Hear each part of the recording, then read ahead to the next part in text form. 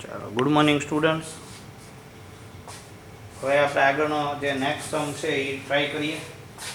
Okay, આપણી પાસે આમાં ફરીથી એક વખત નવી પરિસ્થિતિ, બરાબર. તો જોઈ લો તમે, આમાં વિશ્વા owns 3 houses. હવે તેમની પાસે 3 હાઉસ છે ને એમાં તમે ચેક કરશો તો તપ, ત્યાગ એન્ડ મમતા. હવે તપવાળું જે હાઉસ છે એ લેટ આઉટ મીન્સ ભાડે આપેલું છે. ત્યાગ એટલે કે સેલ્ફ ઓક્યુપાઈડ, એટલે કે એમાં એ પોતે રહે છે. અને મમતાવાળું જે હાઉસ છે એ પણ સેલ્ફ ઓક્યુપાઈડ, SO લખેલું છે. જ્યારે પણ સેલ્ફ ઓક્યુપાઈડ હાઉસ હોય ત્યારે આપણે આ બાબતે આની પહેલાં થિયરી પોઈન્ટ્સમાં ડિસ્કશન થયેલી છે કે સેલ્ફ ઓક્યુપાઈડ હાઉસમાં કોઈ પણ એસએસસી પોતાનું એક હાઉસ છે એને સેલ્ફ ઓક્યુપાઈડ માની શકે. બાકીનું જે હાઉસ છે એ શું ગણવામાં આવે? Deemed let out. ખાસ યાદ રાખજો, આ એક પોઈન્ટ છે એ તમને ખ્યાલ હોવો જોઈએ.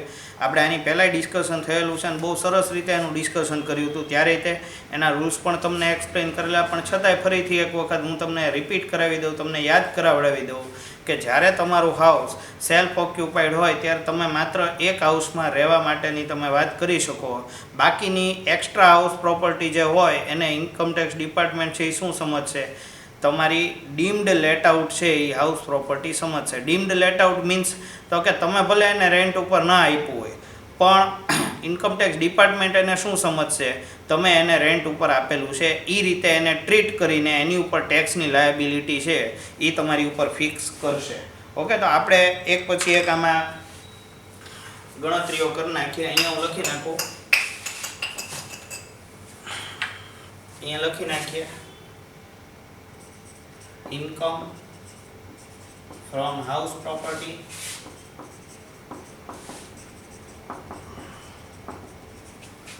Of Vishwa. ઓકે, હવે તમારી પાસે 3 હાઉસીસ છે એટલે કે હું અહીંયા લખી નાખું પર્ટિક્યુલર.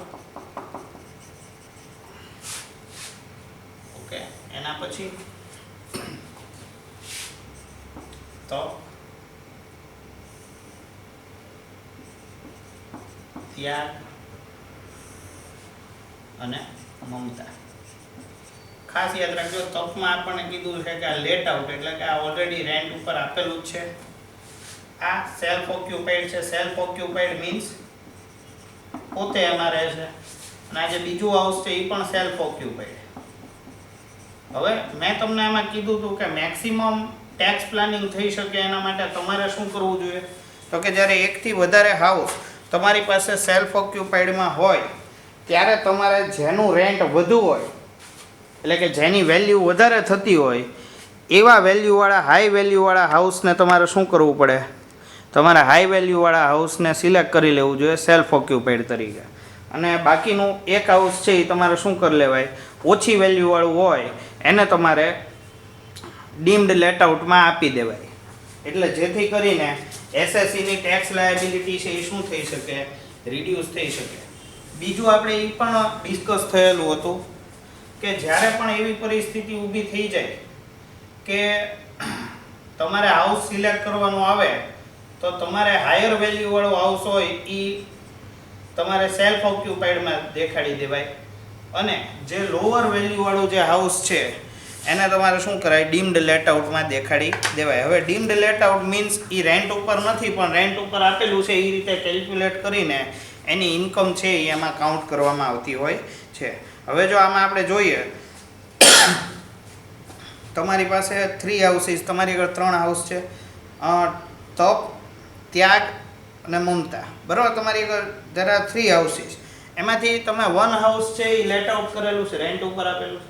આપણું જે સેકન્ડ હાઉસ છે એ સેલ્ફ ઓક્યુપાઈડ, તો એની વેલ્યુ જુઓ તો 20,000, 26,000. પછી મમતાવાળું જે હાઉસ છે એ ચેક કરો, 40,000 અને 36,000. એટલે આમ તમે જોવા જાઓ તો નિયર અબાઉટ મમતાની વેલ્યુ છે એ કેવી છે? ડબલ છે. હવે હું એમ કહું કે મારા માટે ડીમ્ડ લેટ આઉટમાં તમે ત્યાગને મારું ડીમ્ડ લેટ આઉટ ગણીએ, બરાબર. તો મમતાવાળું જે હાઉસ છે એ મારું રેગ્યુલર સેલ્ફ ઓક્યુપાઈડ હું દર્શાવું. તો આની વેલ્યુ ઓછી હોય, અહીંયા સપોઝ આપણને મ્યુનિસિપલ વેલ્યુ 20,000 અને 26,000 આપી હોય, અને અહીંયા મમતાની વેલ્યુ 40,000 અને 36,000 આપી હોય. જો આવી કોઈ પરિસ્થિતિ હોય તો તમારે હંમેશા કયું હાઉસ સિલેક્ટ કરાય સેલ્ફ ઓક્યુપાઈડમાં આવડવા, જેથી આમાં તમારે ટેક્સ લાગવાનો નથી. જે સેલ્ફ ઓક્યુપાઈડ હાઉસ હોય, તમે જે ઘરમાં રહેતા હો એની ઉપર ઇન્કમ ટેક્સ ડિપાર્ટમેન્ટ છે એ ટેક્સ લેતું નથી. એટલે અહીંયા આગળ તમે હાઈ વેલ્યુ વાળો હાઉસ હોય એ તમારે સેલ્ફ ઓક્યુપાઈડ દેખાડી દેવાય, અને જે લોઅર એટલે કે ઓછી વેલ્યુ વાળું જે હાઉસ હોય એને તમારે શું દેખાડી દેવાય? Deemed let out. એટલે દરેક સમમાં આ એક વસ્તુ તમારે ધ્યાન રાખવાની કે જેની હાયર વેલ્યુ હોય એ હાઉસ છે એ તમારે સેલ્ફ ઓક્યુપાઈડ કે એમાં પોતે ઓનર રહેશે એમ સમજવાનું, અને જે ઓછી વેલ્યુ વાળું જે હાઉસ છે એને ડીમ્ડ લેટ આઉટમાં શું કરાય? આપી દેવું જોઈએ. ઓકે, જેથી ઓછો ટેક્સ ભરવો પડે.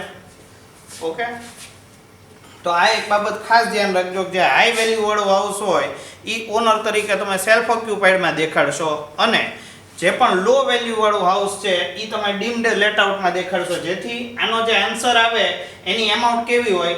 લેસ હોય, અને આની કેવી હોય? હાઈ વેલ્યુ હોય. ટેક્સ એની ઉપર વધારે લાગે હાઈ વેલ્યુ ઉપર, તો તમે એને તો શું કરી દીધું? સેલ્ફ ઓક્યુપાઈડ દેખાડી દીધું, અને જેમાં લેસ વેલ્યુ છે એને તમે શું કર્યું? ડીમ્ડ લેટ આઉટ દેખાડી દીધું. એટલે આની ઉપર ટેક્સ લાગે. ટેક્સ છે એની ઉપર લાગે જેની ઉપર આપણે ડીમ્ડ લેટ આઉટ દેખાડીએ એની ઉપર. તો જ્યારે આપણી વેલ્યુ ઓછી હોય તો ટેક્સની વેલ્યુ પણ કેવી હોય? ઓછી.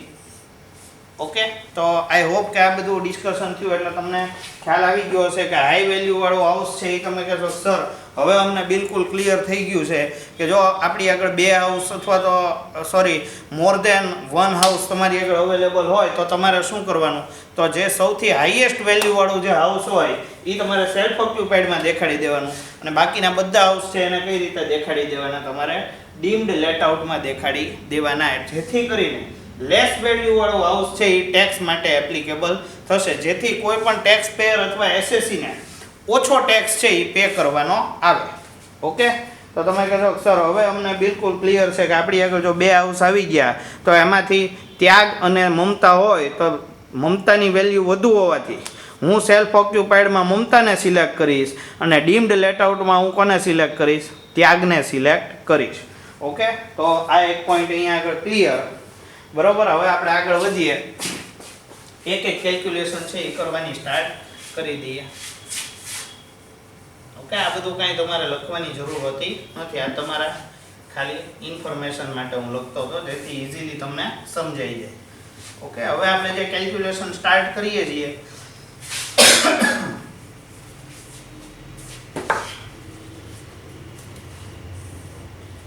ચલો રેડી. તો સૌથી પહેલા મ્યુનિસિપલ વેલ્યુએશન આવશે. એ આપણે જે રીતે બધી કેલ્ક્યુલેશન કરતા હતા એ જ રીતે કરવાની છે. સૌથી પહેલા મ્યુનિસિપલ વેલ્યુએશન 90,000 90,000, આ સિવાય 20,000 20,000, અને આ સિવાય 40,000 40,000. એના પછી ફેર રેન્ટ.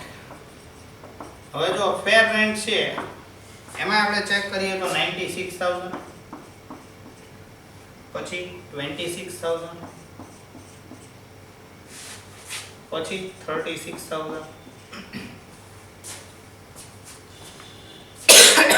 તમે ચેક કરશો તો સ્ટાન્ડર્ડ રેન્ટ કોઈ જગ્યાએ અવેલેબલ નથી. કોઈ વાંધો નહીં, સ્ટાન્ડર્ડ રેન્ટ અવેલેબલ ન હોય તો કોઈ પ્રોબ્લેમ નથી. બરાબર, આપણને ખબર જ છે તો પણ આપણે સ્ટેપ નંબર 1 છે ઇઝીલી કાઉન્ટ કરી જ નાખશું. બરાબર, જે પણ હાયર હોય એ વેલ્યુ ધ્યાનમાં લઈ લેવાની. 96,000, અહીંયા 26 અને અહીંયા 40,000. ઓકે, અહીંયા આગળ આપણને કોઈ ઇશ્યુ નથી, કોઈ પ્રોબ્લેમ નથી. બરાબર, પછી આપણે આગળ વધીએ તો સ્ટેપ નંબર 2. સ્ટેપ નંબર 2 માં રેન્ટ રિસીવ્ડ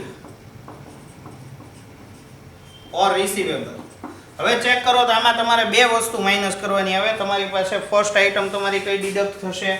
તો કે તમે કહેશો સર ફર્સ્ટ આઇટમ ડિડક્ટ થશે એ સૌથી પહેલાં તો અહીંયાથી કોઈ પણ ફેસિલિટીનો એક્સપેન્સ હોય તો એ માઇનસ થાય કે જે તમે તમારા ટેનન્ટને પ્રોવાઈડ કરી છે, અથવા તો અનરિયલાઇઝ રેન્ટ. બરાબર, કે જે આપણને રેન્ટ રિસીવ નથી થયું એવું રેન્ટ છે એવું કંઈ હોય તો જોઈ લઈએ સમમાં એવી કોઈ ઇન્ફોર્મેશન પ્રોવાઈડ કરી છે. જુઓ તો રેન્ટ રિસીવેબલ, એના પછી મ્યુનિસિપલ ટેક્સીસ, પછી તો કે તમને ઇન્ટરેસ્ટ ઓન હાઉસિંગ લોન આપી દીધું, ઇન્સ્યોરન્સ પ્રીમિયમ આપ્યું, date of completion of construction આપી, interest on loan paid during construction period આપ્યું, લેન્ડ રેવન્યુ અને રીપેમેન્ટ ઓફ હાઉસિંગ લોન. એટલે કે તમને કોઈ પણ જગ્યાએ જો પછી આગળ જો the tenant who was in possession of તપ જો up to 28 February 2019 has not paid 10 months rent. જો ચેક કરો કેટલા ટાઈમનું તમને રેન્ટ નથી આપ્યું, તો કે 10 મંથ્સનું તમને રેન્ટ પ્રોવાઈડ કર્યું નથી એણે. બરાબર. હવે આપણે આગળ ચેક કરીએ તો તમને કીધું કે આગળ the house was remained vacant in March. હવે જો આ બહુ ઇમ્પોર્ટન્ટ વસ્તુ થઈ ગઈ કે તમને 10 મંથ સુધી તમને રેન્ટ છે એ પે થયું નથી. હવે તમે મંથલી રેન્ટ જુઓ તો તપનું તો કે 10,000 રૂપીસ છે. હવે રેન્ટ રિસીવેબલ આપણું કેટલું થાય જુઓ તો કે મંથલી રેન્ટ કેટલું હતું 10,000 મલ્ટીપ્લાય બાય 12 એટલે કે આ 1,20,000 તમારા રિસીવેબલ હતા. રિસીવેબલ એટલે શું? એકચ્યુઅલમાં મળ્યા નથી પણ તમારે સામેવાળી પાર્ટી પાસેથી લેવાના બાકી છે. એમાંથી અનરિયલાઇઝ રેન્ટ કેટલું થયું જુઓ તો તમને કીધું કે જે પણ 10 મંથ છે એનું તમને રેન્ટ પ્રોવાઈડ થયું નથી.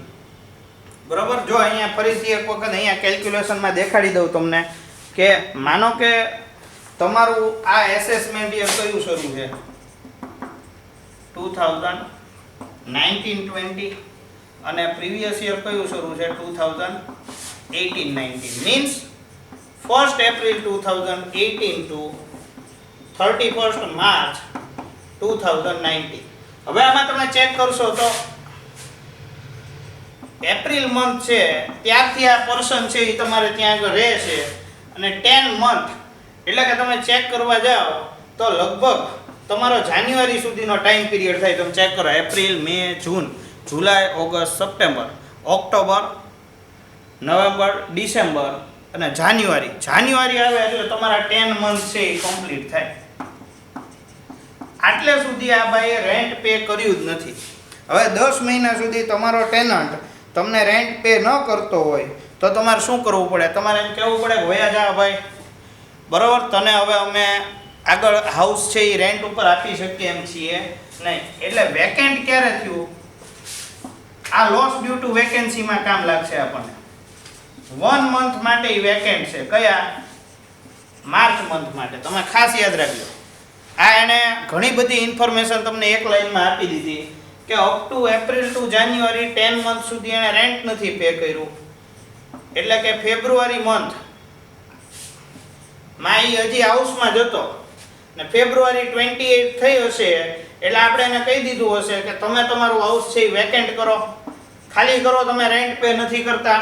બરાબર. એટલે કે એપ્રિલ મંથનું એક જ રેન્ટ તમને રિસીવ થયું હોય, બાકી મે થી ફેબ્રુઆરી સુધીનું રેન્ટ છે એ રિસીવ થયું નથી. ખાસ યાદ રાખજો એપ્રિલમાં તમને રેન્ટ પે થયું હોવું જોઈએ. બરાબર. એટલે મે ટુ જાન્યુઆરી સુધીનો તમને જે ટાઈમ કીધો એટલે કે અપ ટુ ફેબ્રુઆરી, કારણ કે તમે અંદર વાંચશો ને તો તમને કીધું કે એની વેકેન્ટ છે એ ક્યારે થયું તો કે ઇન માર્ચ 2019. માર્ચમાં એ વેકેન્ટ થયું છે. એનો મતલબ કે અપ ટુ ફેબ્રુઆરી આપણો જે ટેનન્ટ હતો એ હાઉસમાં રહેતો હતો. આપણે બહુ લાંબુ નહીં વિચારવાનું. એપ્રિલ ટુ જાન્યુઆરીનો ટાઈમ કીધો, ફેબ્રુઆરીમાં કદાચ 1 મંથનું તમને રેન્ટ રિસીવ થઈ ગયું તો વેકેન્સી પીરિયડ કેટલો રહ્યો? 1 મંથ. એટલે આપણે જ્યારે લોસ ડ્યુ ટુ વેકેન્સી આવે ત્યારે 1 મંથની વેકેન્સી છે એ તમારે શું કરવી પડે?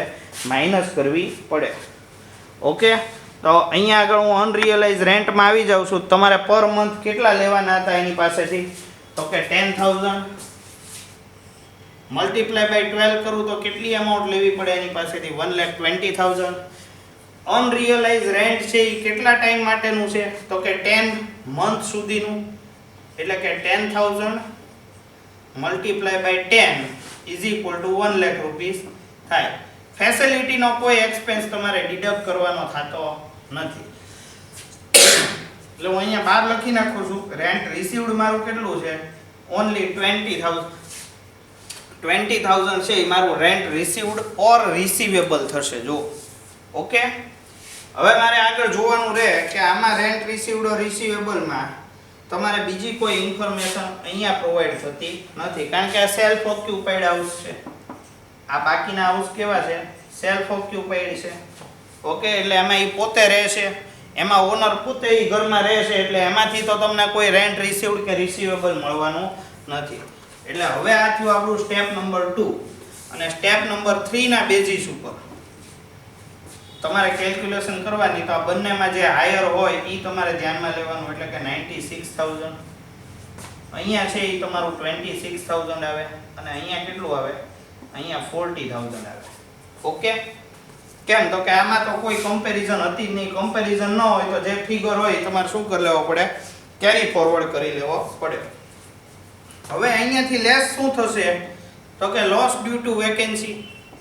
લોસ ડ્યુ ટુ વેકેન્સી કેટલા મંથ માટેની છે? તો કે 1 મંથ માટેની હતી. 1 મંથનું રેન્ટ કેટલું હતું? 10,000 રૂપીસ. ઓકે, અહીંયા તો વેકેન્સીની કોઈ પ્રોબ્લેમ જ નથી આવવાની, એટલે અહીંયા થઈ જાય 86,000, અહીંયા 26,000, અહીંયા 40,000. ઓકે, પણ અહીંયા એક ખાસ યાદ રાખજો કે આપણે આજે મમતા વાળું હાઉસ છે એને કેવું ડિક્લેર કરેલું છે? Self occupied. આને આપણે ડીમ્ડ લેટ આઉટમાં આપતા નથી, એટલે આ 40,000 છે એ હું અહીંયા કેરી ફોરવર્ડ કરતો નથી. અહીંયા તમારે ડેશ કરી નાખવાની. ઓકે, ખાસ યાદ રાખજો કે આ સેલ્ફ ઓક્યુપાઈડ છે, એટલે આમાં કોઈ જાતની તમારે વેલ્યુ છે એ લખવી પડે નહીં, કારણ કે આમાં તમે પોતે રહ્યો છો. બરાબર? આ બંને હાઉસમાંથી એક તમારે સિલેક્ટ કરવાનું હતું. જે હાઈ વેલ્યુ વાળું હાઉસ હતું એ તમે શું કરી નાખ્યું? સિલેક્ટ કરી નાખેલું છે. ઓકે, ક્લિયર બધાને? તો ચાલો આગળ વધીએ. લોસ ડ્યુ ટુ વેકેન્સી પણ આવી ગઈ, એટલે કે 86,000 રૂપીસ. હવે આમાંથી શું થશે? તમને બધાને ખબર છે કે હવે 3 સ્ટેપમાં 3 વસ્તુઓ જ તમારી ડિડક્ટ થાય. પહેલી તો આવે મ્યુનિસિપલ ટેક્સીસ. Municipal taxes. તો મ્યુનિસિપલ ટેક્સીસમાં તમે ચેક કરવા જાઓ તો મ્યુનિસિપલ ટેક્સીસ 18,000 આપેલા છે પેડ. હા, જો 18,000 રૂપીસ. પછી તમે ચેક કરવા જાઓ ત્યાગમાં કેટલું છે, તો તમે ત્યાગમાં ચેક કરવા જાઓ તો 10% આપેલું છે. મ્યુનિસિપલ ટેક્સ 10% શેના લેવા પડે? તો આપણી મ્યુનિસિપલ વેલ્યુએશન આપેલી જ છે. જોઈ લો, મ્યુનિસિપલ વેલ્યુએશન કેટલી છે? 20,000. તો એના 10% કેટલા થાય? 2,000 રૂપીસ. અહીંયા લખી નાખું છું એટલે તમારા ધ્યાનમાં રહે. ઓકે, એક્ઝામમાં લખવાની જરૂર નથી. અહીંયા આગળ તમારે કાંઈ લખવાની જરૂર નથી. ફરીથી એક વખત કહી દઉં, મમતા વાળું હાઉસ છે એ સેલ્ફ ઓક્યુપાઈડ છે, એમાં તમે પોતે રહ્યો છો, એટલે એમાં કોઈ જાતની એમાઉન્ટ આપણે આગળ કેરી ફોરવર્ડ કરવી પડે નહીં. ઓકે, ચલો હવે જે પણ વેલ્યુ આવશે, એટલે કે 86,000 છે એમાંથી 18,000 માઇનસ કરો એટલે કેટલા આવે? 68,000. પછી 26,000 આવે એમાંથી 2,000 એટલે કે 24,000. ઓકે, અહીંયા ડેશ થઈ જશે. હવે હું બાજુનો જે પાર્ટ છે એમાં લખવાનું સ્ટાર્ટ કરી દઉં, કારણ કે અહીંયા આપણી સ્પેસ પૂરી થઈ ગઈ છે બોર્ડ ઉપર. ઓકે, તો હવે આને નેક્સ્ટ પાર્ટમાં જ આપણે એક કામ કરીએ, લઈ લઈએ. બરાબર? કારણ કે આમાં ટોટલ વિડીયો એ તો પૂરો થવા આવ્યો છે. ઓકે.